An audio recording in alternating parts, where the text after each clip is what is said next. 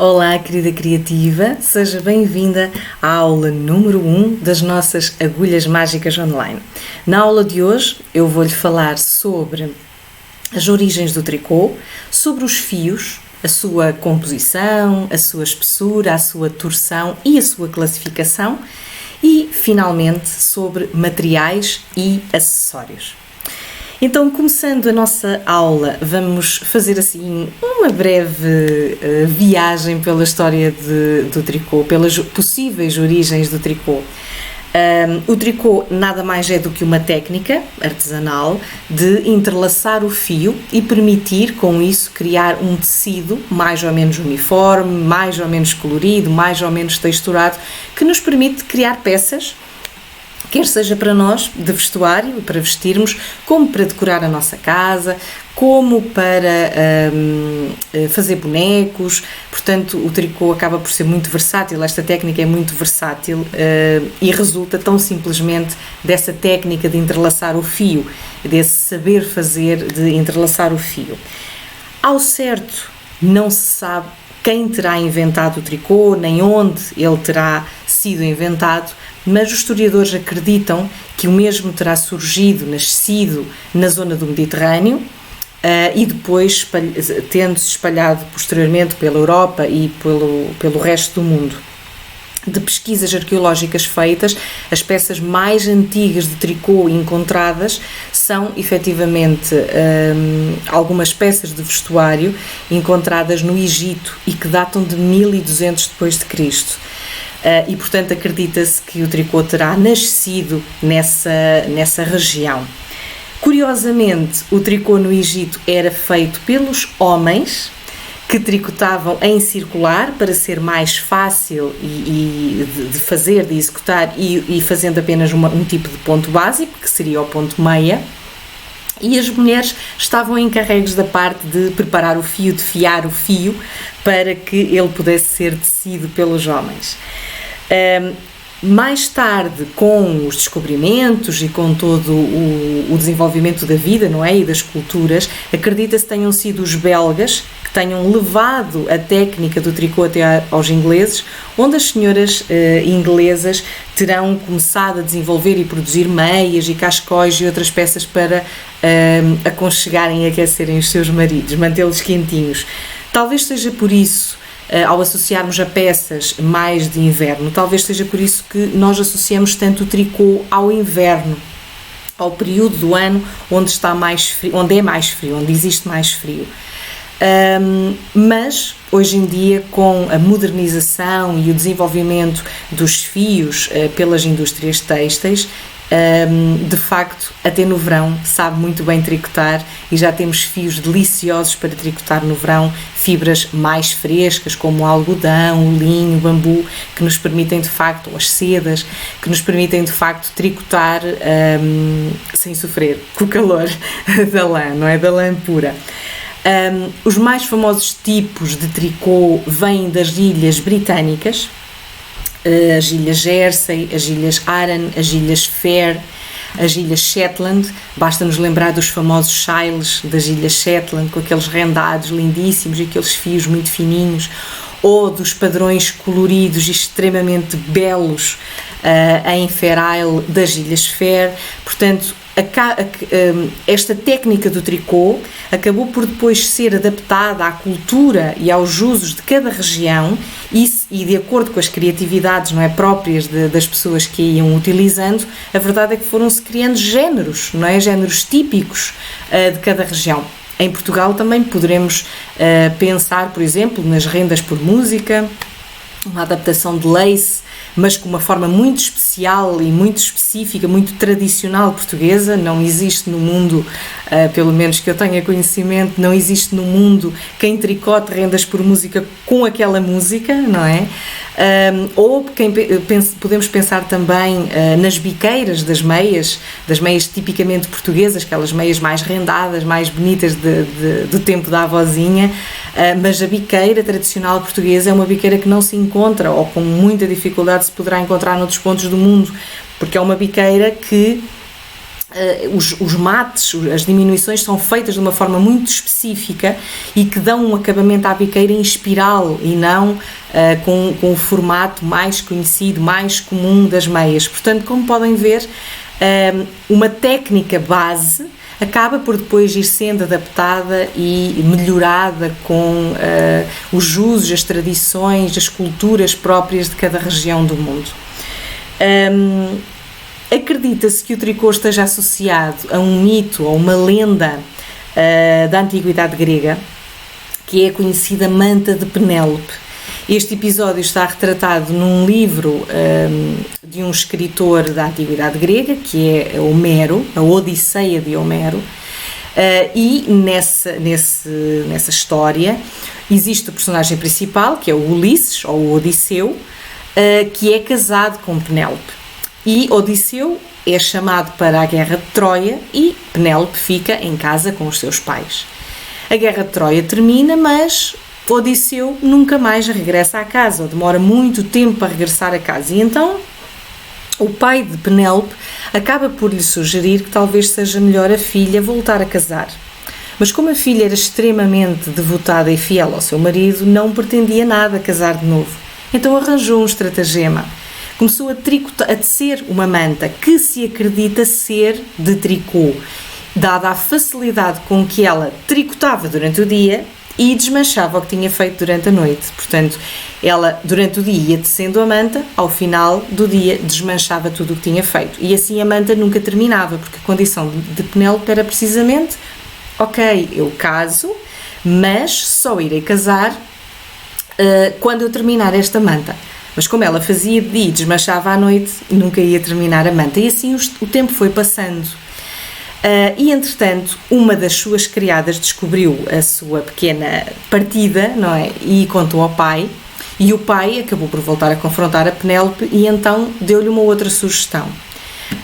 Voltou a insistir que ela teria que casar novamente. E a Penélope criou uma outra condição. Tudo bem, eu caso, mas caso com o homem que conseguir encordoar o arco do Ulisses. O arco de Ulisses era conhecido por ser extremamente rígido e muito difícil de encordoar. Então, para ela, seria praticamente impossível haver alguém, a não ser o próprio Ulisses, que conseguisse efetivamente encordoar o arco. A verdade é que um camponês extremamente humilde conseguiu encordoar o arco e ganhou o direito a casar-se com Penélope. Na verdade, depois veio a descobrir-se que esse humilde camponês era nada mais nada menos do que Ulisses, que tinha entretanto regressado de Troia para Ítaca, que era a cidade onde Penélope estava a aguardar o seu marido e de onde era Ulisses, e portanto acabou por salvar o seu casamento, recuperar a sua esposa e ficou tudo bem. Claro que isto é apenas uma lenda, um mito da antiguidade grega, mas muitos autores consideram que de facto esta manta será de facto de tricô, tendo em conta esta facilidade com que ela desmanchava e tricotava e desmanchava. Portanto, este é um pequeno resumo, assim, uma pequena abordagem histórica das origens do tricô. De seguida, vamos falar sobre os nossos fios. Nós, para tricotar, precisamos de matéria-prima. E matéria-prima por excelência no tricô é, de facto, o fio. Seja ele de que composição for, de que espessura for, de que cor for, é o fio. De facto, nós sem fio não conseguimos tricotar, não é? Então, os fios são a matéria-prima por excelência no tricô. E os fios podem ser, eles têm diversas composições, diversas texturas, torções, espessuras, cores, vêm novelados de diversas formas, com diferentes pesos e metragens, portanto isso depois são informações que constam devidamente explícitas nos rótulos dos respectivos novelos. Mas, essencialmente, nós podemos classificar os fios, assim em termos muito genéricos, em dois grandes grupos, quanto à sua espessura e quanto à sua composição. Quando falamos de composição de fios, estamos a falar nada mais, nada menos do que de que é que ele é feito. E isto é muito importante saber, desde logo, porque poderá haver fibras que a pessoa possa fazer reação alérgica. Portanto, se alguém for alérgico à lã, a uma fibra 100% de lã, se calhar é melhor não tricotar nenhuma peça para essa pessoa que seja de 100% de lã e optar por uma fibra que não tenha essa potencialidade de criar uma alergia. Ou então, haver uma lã, que existem muitas no mercado, que tem um tratamento específico hipoalergénico, exatamente para atenuar esses efeitos alérgicos que podem advir da utilização do fio. Ou seja, falamos de composição, falamos do material que compõe o fio, de que é que o fio é feito. Então, dentro da composição, nós podemos ter fibras naturais e fibras sintéticas. Fibras sintéticas são todas aquelas que não vêm diretamente da natureza. Ou seja, são fibras produzidas em fábrica, são fibras industriais, artificiais, certo?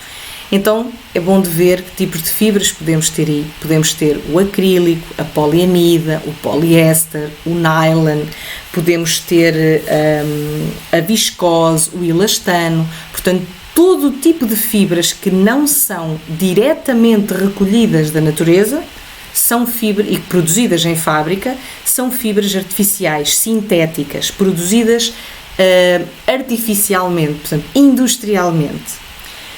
Fibras naturais são todas aquelas que derivam da natureza. E dentro das fibras naturais, nós podemos encontrar fibras naturais de origem animal, que são aquelas que resultam ou que são produzidas de um animal, e as fibras naturais de origem vegetal, que são aquelas que são recolhidas de plantas.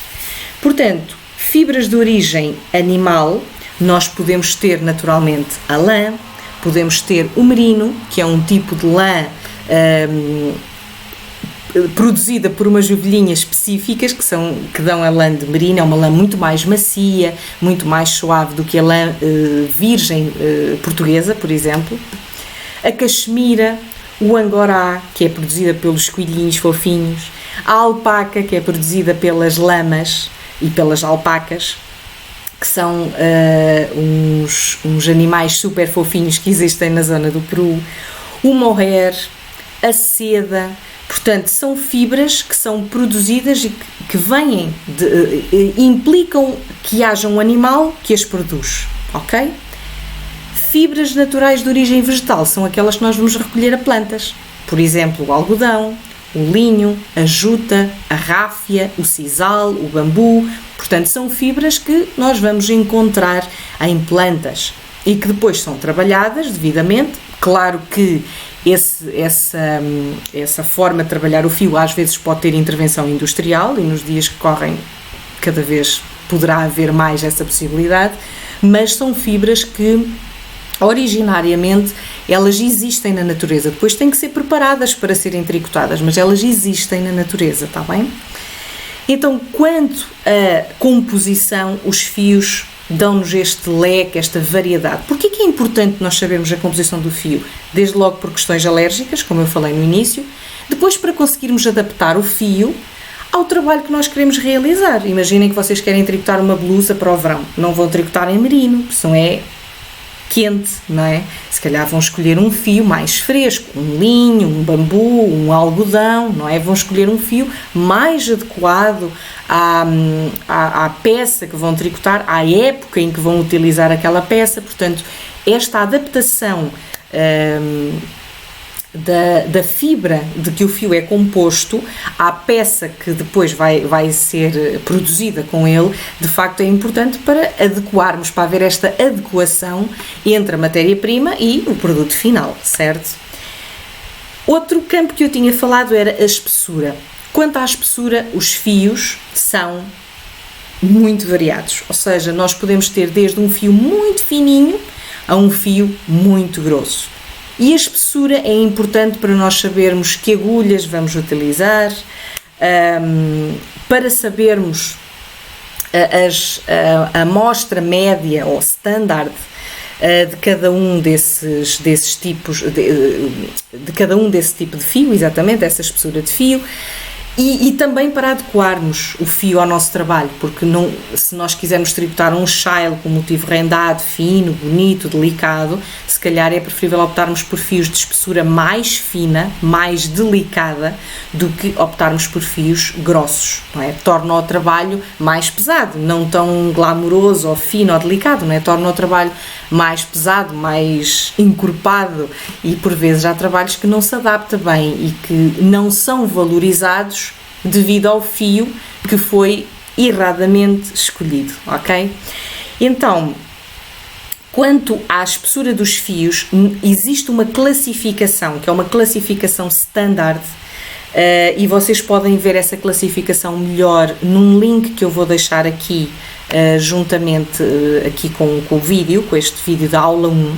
Vocês podem ver, tem aí um link que vos vai redirecionar para uma página que é a página do Yarn Standards, onde vocês podem fazer o download de um manual, que é o chamado Standards and Guidelines for Crochet and Knitting, da Craft Yarn Council, onde vocês podem encontrar uma tabela onde tem as diversas espessuras de fio, a sua categoria, portanto este nome que eu agora vou dizer que existe, há uma categorização standard dada aos fios, e depois a respectiva agulha mais adequada para tricotar e as medidas aproximadas de amostra de fábrica.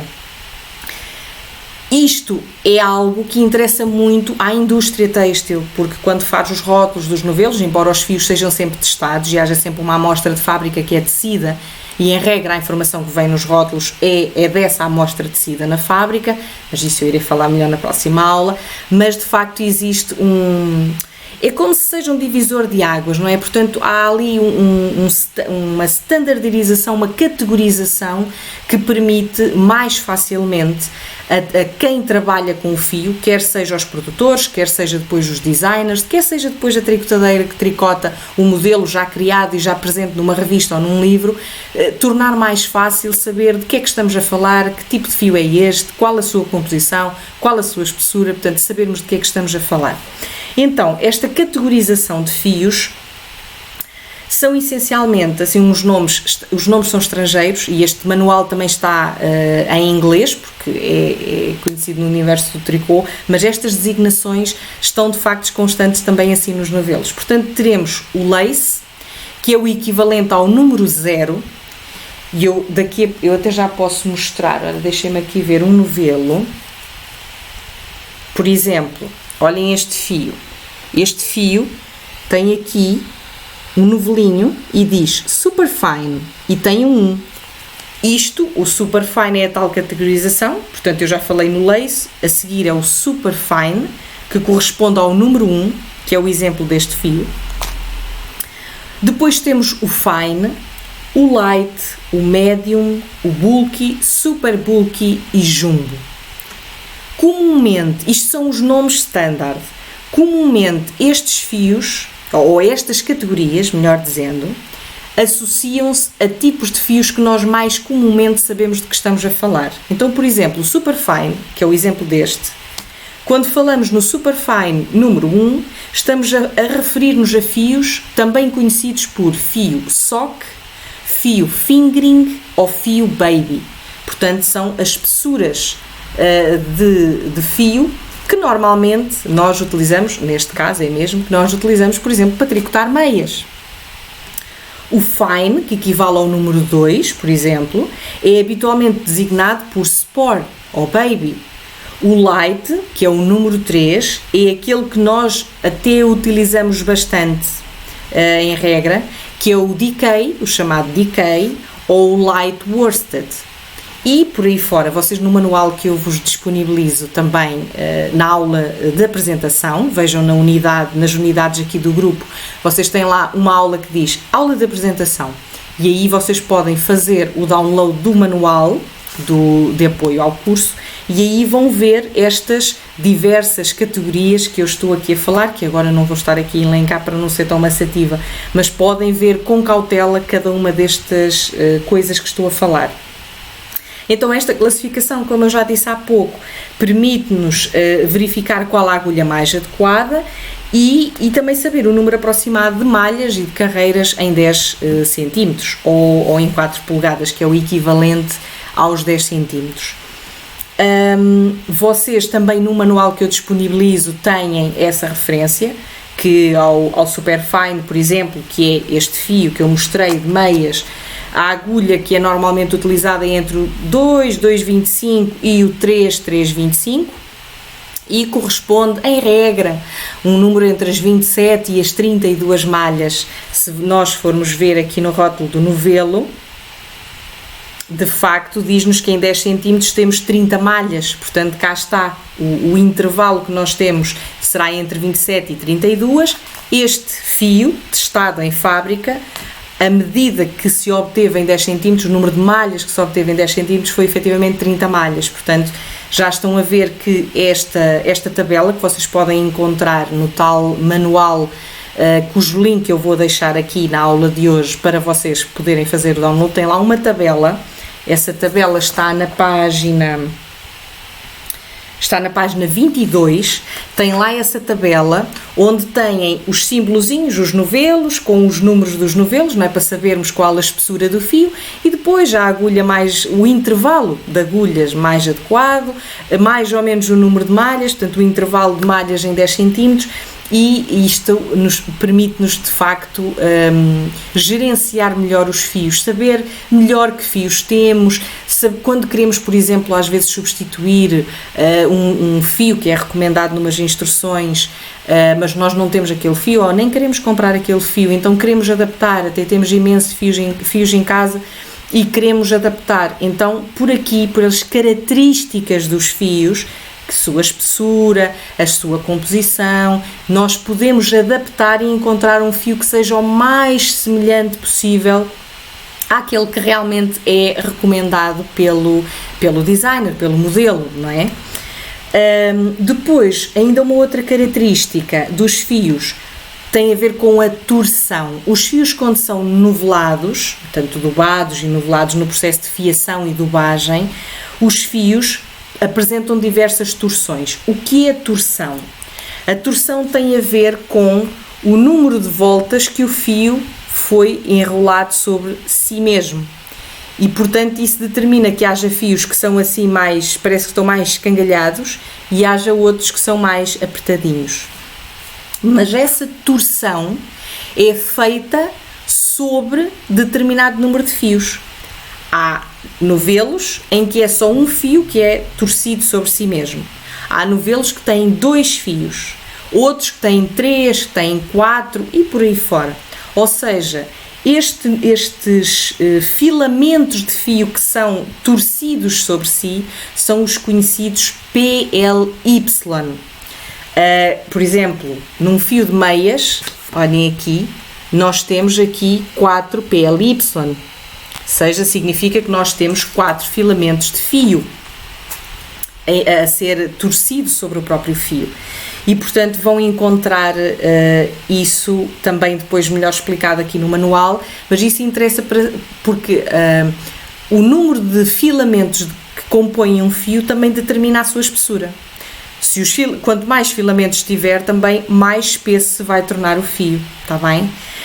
Uma coisa que eu há pouco não referi e que é importante falar é como é que é encontrada a espessura do fio. A espessura do fio é encontrada com a chamada número de voltas por polegada, que é o WPI, é o Wraps per Inch.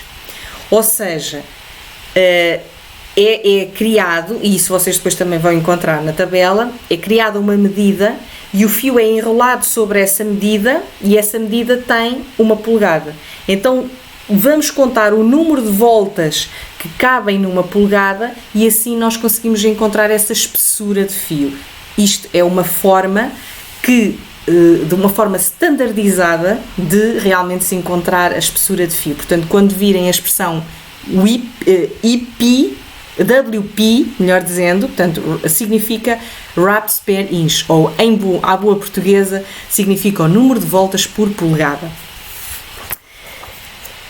Finalmente, para concluirmos os nossos novelos, que eu queria aqui mostrar-vos um pouco novelos que nós temos, tanto quanto às espessuras, quanto às composições. Finalmente, os novelos têm, o fio, melhor dizendo, tem várias formas de ser novelado e apresentado. Podemos ter o novelo tradicional, tão conhecido por nós, como podemos ter a tradicional meada, não é? Que o fio foi novelado de outra forma, portanto está em meada. Como podemos ter os conhecidos donuts, não é? Em que o fio tem outro tipo de dubagem, de novelação. Os cones, que é outra forma de novelar o fio, portanto, eu neste momento não tenho aqui outro tipo de novelos, mas existem diversos. Os cakes, que são aqueles em que o fio está mais apertadinho, mais condensado, não é? Portanto, isso são formas de apresentação. E depois esses novelos podem ter mais ou menos gramas, mais ou menos metros, isso depois também já é uma escolha do produtor e de quem efetivamente faz essa novelagem. Então, só para vos dar uma ideia, por exemplo, este fio que eu tenho aqui, para vocês verem diversas espessuras e composição de fibra. Por exemplo, este fio que eu tenho aqui é um fio que é composto por 95% algodão e 5% de outras fibras, estão a ver? E é um fio extremamente fininho, olhem, extremamente fininho.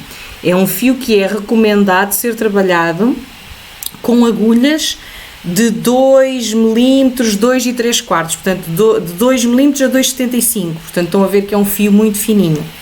Depois temos este merino, que está em formato de donut. Temos este merino e este fio, a composição dele é 100% lã virgem, ou seja, é 100% lã de merino. Este, que é um fio específico para meias, em que a espessura do fio já é aquela que eu tinha dito, super fine, não é? Este fio, composição dele, 75% lã e 25% poliamida, o tipo de fio típico das meias. Esta meada é uma meada, é um fio que eu adoro para fazer tingimentos, porque é fio de meias. É um fio da Regia, extremamente resistente, eu gosto muito, e faz uns tingimentos espetaculares. Daqui a uns tempos eu vou-vos fazer aí um tutorial sobre isto, mas este fio tem 100 gramas, estas meadas, e é 100%, não é 100% nada, é 75% de lã e 25% poliamida, é fio de meias, literalmente, é igual a este, só que não está tingido, espessura e tudo, mas não está tingido. Então, passeando um pouco pelos fios que eu tenho aqui, este também em meada, este também outro de meias, noutra cor, noutro tipo. Este, por exemplo, também é um fio, faz assim estes feitios, que é o lenja. Este fio é 100% poliéster, portanto, este fio é uma fibra artificial, certo? É uma fibra artificial, ele é 100% poliéster. E vejam aqui, temos o novelinho a dizer light, tem o número 3 e por baixo o decay, que é aquele que nós comumente conhecemos por decay. Depois este que é um lace, é um fio também muito fininho, este é 80% alpaca e 20% de lã, mas estão a ver, o fio é super fininho e é composto por 2 fios, olhem, estão a ver, aqui consegue-se ver bem a torção, olhem, 2 fiozinhos, 2 filamentos, que são torcidos sobre si e dão assim esta torção extremamente suave do fio. Depois, outro tipo de fibras, algodão, 100% algodão, o meu fio de preferência. No verão de 2019 adorei tricotar com este fio, o Anchor Baby Pure Cotton, que é 100% algodão, algodão não mercerizado e tem um tratamento hipoalergénico, portanto é mesmo indicado para bebê.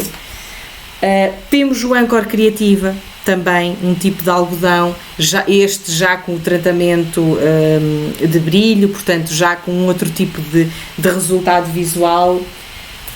Este também, uma outra fibra que também é super fino, e a composição deste fio é 70% de lã e 30% de poliamida, portanto estão a ver que depois os fios vão variando.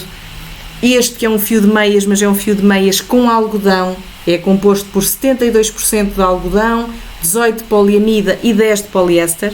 Portanto, estão a ver que depois é adaptável esses diversos tipos de fios, das suas composições. Este também é um outro fio cuja composição é 55% lã, 25% poliamida e 20% de seda. Estão a ver? Portanto, e a espessura deste fio é também um super fine, ou seja, estamos a falar de um fio sock fingering, ok? E pronto, já vos demonstrei aqui uma série de fios, depois também temos estes pequeninos, que isto também é a espessura de meias. Já vos demonstrei aqui uma série de fios que vos permite ver que os fios são extremamente variados quanto à sua composição, quanto à sua espessura, portanto é mesmo assim um universo. Agora eu gostava de falar um pouco convosco sobre os materiais. Nós, para trabalharmos estas maravilhas, enquanto eu vou falando, vou arrumando, que fiquei aqui com a minha mesa cheia de fios deliciosos para serem trabalhados.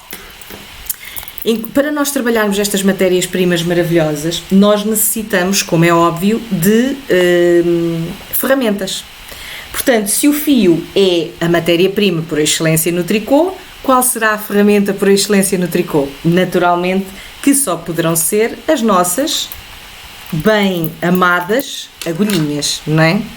Ora, e claro que se nós temos diversos tipos de fios, com diversas composições, com diversas espessuras, deixem-me só pôr isto aqui para isto não cair. Ok, já não cai. Se nós temos fios com diversas espessuras, com diversas composições, é óbvio que nós também vamos encontrar materiais, portanto agulhas, de diversos materiais e diversos tipos. Até porque as agulhas, como ferramentas, vão ter que facilitar o trabalho de criar a peça, não é?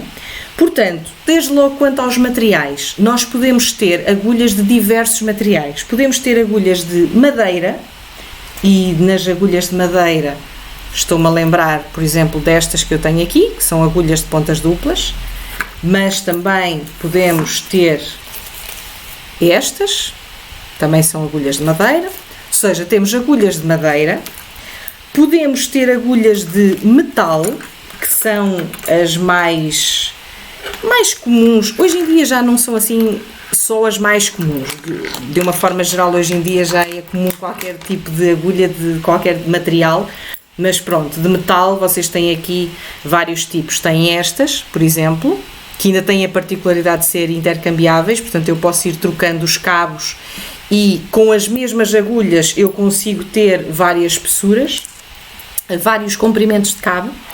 Esta, que também é metal e tem um cabo mais pequenino, esta que também é metal e tem um cabo mais pequeno do que a primeira que eu mostrei.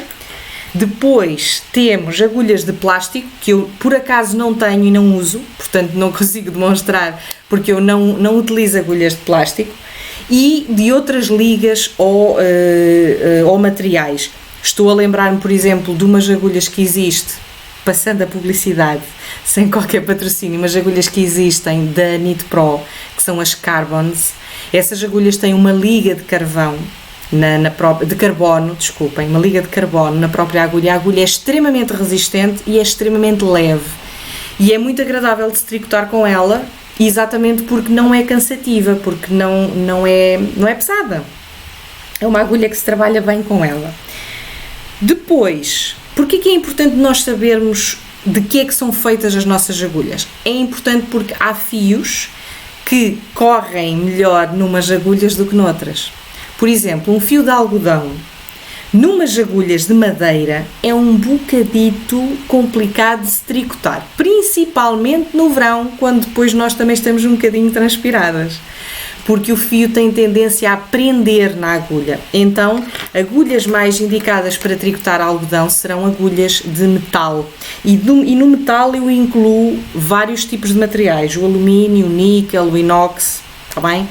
Portanto, nas agulhas de metal, o fio corre mais facilmente, desliza melhor, e isso permite também que o tricô não fique demasiado apertado, nem muito largo, portanto, o tipo de material da agulha também nos vai ajudar muito depois a equilibrar a tensão do nosso ponto, que é um tópico que eu vou falar na próxima aula, se não me engano, na aula número 2, e que é muito importante por diversas razões, depois vocês nessa aula vão saber o porquê, mas o material da agulha também é determinante, porque muitas das vezes nós tricotamos o mesmo fio com umas agulhas de metal e umas agulhas de madeira e o resultado é diferente, quer em termos visuais, quer até em número de malhas, está bem? Depois, outra coisa importante de falar sobre as nossas agulhinhas tem a ver com os tipos de agulhas. Ora, tradicionalmente, e foi numas destas que eu aprendi, não de madeira, mas de metal, temos as nossas agulhas retas. Porquê que se chamam agulhas retas? Porque elas são de facto direitinhas, são assim direitinhas, têm aqui uma coisinha na ponta para as malhas não caírem e têm a pontinha mais ou menos pronunciada, mas são agulhas retas.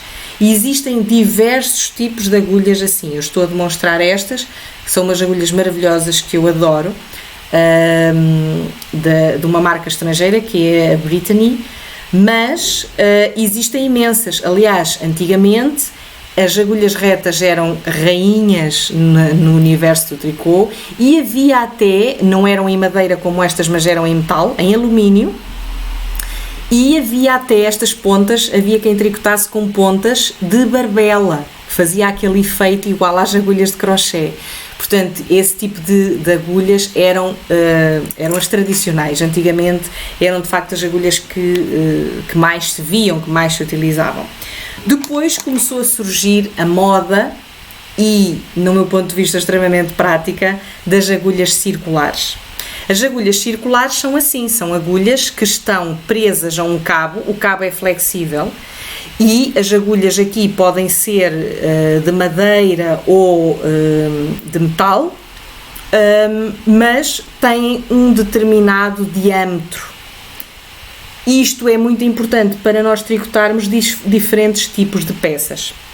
Por exemplo, esta agulha que vocês estão aqui a ver, estas agulhas têm um diâmetro de 40 cm. Eu tenho aqui umas que têm um diâmetro de 20 cm, olhem só, tão pequeninas, estão a ver? Pequenininhas que elas são. São extremamente úteis para tricotar meias em circular, para tricotar mangas de casaquinhos de bebê, por exemplo. Depois, estas circulares são mais longas, este cabo tem 80 cm e estas, ainda por cima, são intercambiáveis, como eu tinha dito. Eu posso-vos mostrar as intercambiáveis, isto passando a publicidade, não liguem à publicidade porque isto não é patrocinado, está bem? Mas só para não estar a tirar dos saquinhos, as intercambiáveis são assim, nós temos o leque das agulhas com diversos números, estas são de madeira, mas são intercambiáveis e depois têm vários cabos com diversos comprimentos em que vão ser enroscados na agulha e eu assim consigo ter as mesmas agulhas, mas com diversos cabos. Consigo ter desde cabo de diâmetro de 40 até ao diâmetro de 120 ou 2 metros, dependendo do cabo que eu compro. Estas já são, estas são fixas, estas não saem, são de 60, portanto, existem diversos diâmetros de agulhas circulares. Finalmente, temos as agulhas de pontas duplas. As que eu utilizo comumente são estas, de bambu carbonizado, esta até é mais grossinha. Adoro tricotar com estas agulhas, são as minhas especiais para meias, adoro tricotar meias com agulhas assim. Apesar do fio de meias ser um fio de lã, mas é bom utilizarmos com estas agulhas porque assim as malhas não escorrem tanto, não é? Não escorrem, não saem, não andam sempre a sair das agulhas e mesmo assim é preciso algum cuidadito porque às vezes elas saem, mas se eu utilizar umas agulhas de metal as malhas vão escorregar muito mais. Portanto, temos estas assim de madeira, existem também de inox que eu não tenho aqui perto para conseguir mostrar, tenho no ateliê lá em cima e não consigo mostrar-vos agora. E depois temos estas, eu gosto especialmente delas, que são umas agulhas também de pontas duplas, mas são flexíveis. As agulhas são assim, são 3 agulhas como esta, que vocês estão a ver. O cabo é só este bocadinho, portanto, em vez de eu ter agulhas duplas assim separadas, as agulhas estão assim unidas. Portanto, eu tenho 3 agulhas iguais a estas e, na verdade, eu tenho 1, 2, 3, 4, 5, 6 agulhas. Não 3, não 5, mas 6. E eu vou trabalhando assim. Portanto, faço a minha circunferência em 2 e depois, à medida que trabalho, pego na agulha e começo a tricotar a partir do fio, começo a tricotar com esta agulha.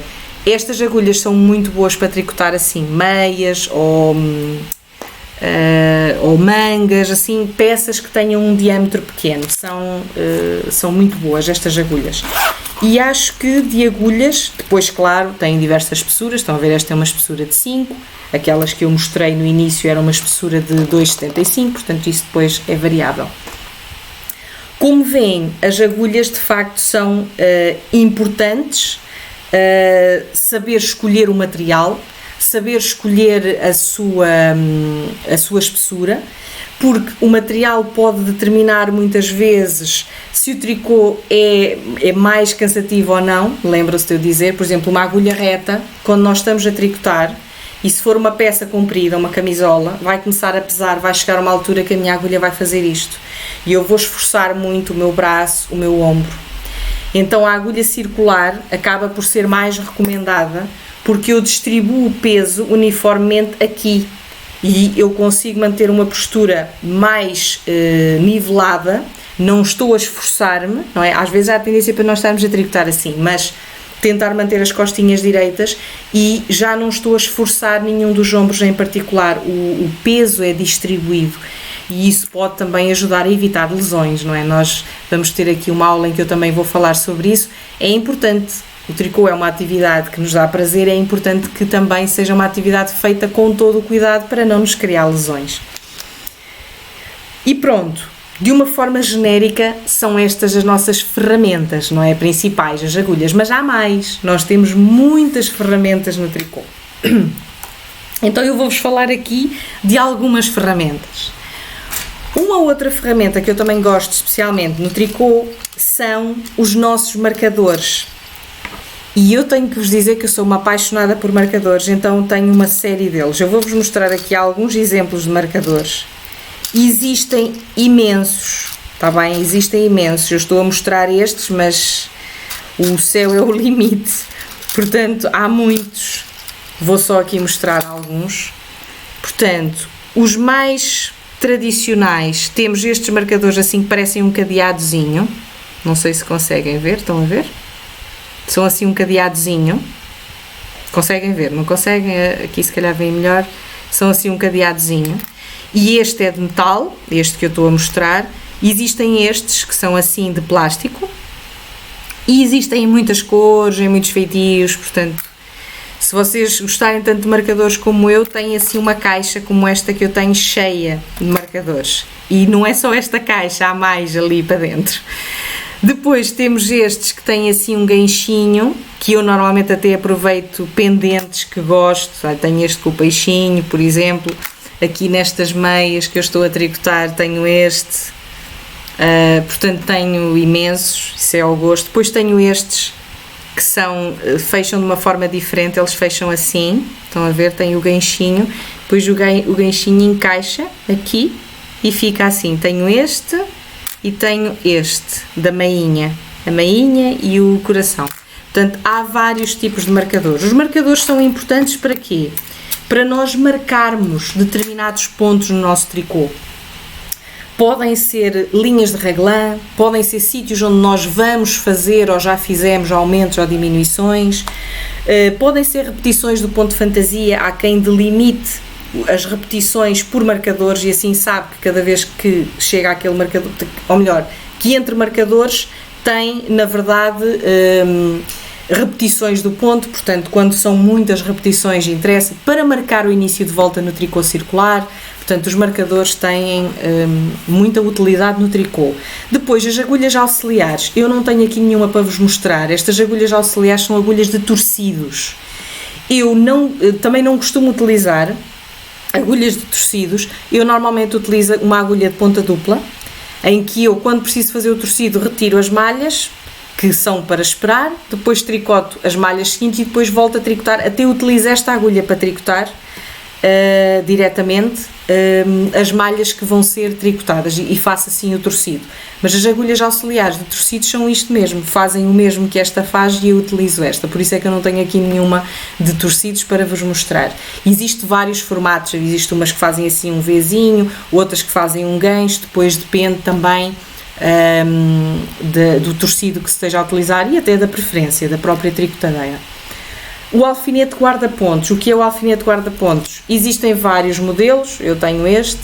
São alfinetes que servem para nós guardarmos os pontos, aqueles pontos que ficam em espera por algum motivo, até depois serem costurados, ou serzidos, ou rematados, ou apanhados de novo para voltar a tricotar, depois depende.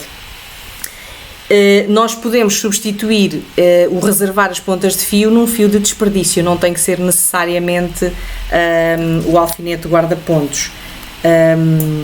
O fio de desperdício também é um outro acessório e também é importante, porque muitas das vezes o fio de desperdício funciona como um fio de segurança. Quando nós estamos a tricotar pontos de fantasia, assim daqueles muito rendados e complicados, se nós de X em X carreiras formos passando o fio de desperdício, se por acaso nos enganarmos em alguma carreira, podemos desmanchar à vontade que do fio de desperdício para baixo o nosso trabalho está garantido e não fica desmanchado. Depois, pontas de proteção. Pontas de proteção são estas carapuçazinhas e isto serve literalmente para encaixar assim na ponta das minhas agulhas e proteger a ponta da agulha para não danificar as pontas das agulhas, e é extraordinariamente útil quando nós vamos de viagem, porque isto não só protege a ponta como segura as malhas nas agulhas. Portanto, se estiverem a tricotar em circular, convém meter as pontitas dos protetores de agulhas, porque assim as vossas malhas não fogem da agulha, não saem da agulha. Depois precisamos da nossa agulha tapeçaria, que eu tinha aqui, já não sei dela, já me fugiu. A agulha tapeçaria, que é necessária para costurar, para arrematar as pontas de fio sobrante e por aí fora. A tesoura, é importante a nossa tesoura para cortar as pontas e até cortar o nosso tricô, quando é preciso às vezes. Depois, caderno de apontamentos, lápis, caneta, borracha, fita métrica, podem ter diversos tipos destas assim, de enrolar, que são extremamente práticas, ou destas mais tradicionais da costura, e a nossa famosa calculadora, porque isto vai nos dar jeito para fazer as nossas continhas, para tomar as nossas notas, os nossos apontamentos. Réguas de medição de agulhas ou de amostra. Eu de amostra não tenho, mas tenho esta de agulhas. Para que é que isto serve? Para eu saber qual a espessura das minhas agulhas. Por exemplo, esta agulha eu sei que é 4 mm, está ali escrito. Mas há agulhas que com o tempo perdem a numeração, ou até nem têm numeração. Então eu vou ter que inserir a agulha aqui nos buraquinhos até encontrar qual é o certo. Por exemplo, não é o 4, porquê? Porque o bico, vocês veem que a agulha tem assim um bocadinho, é afiada, certo?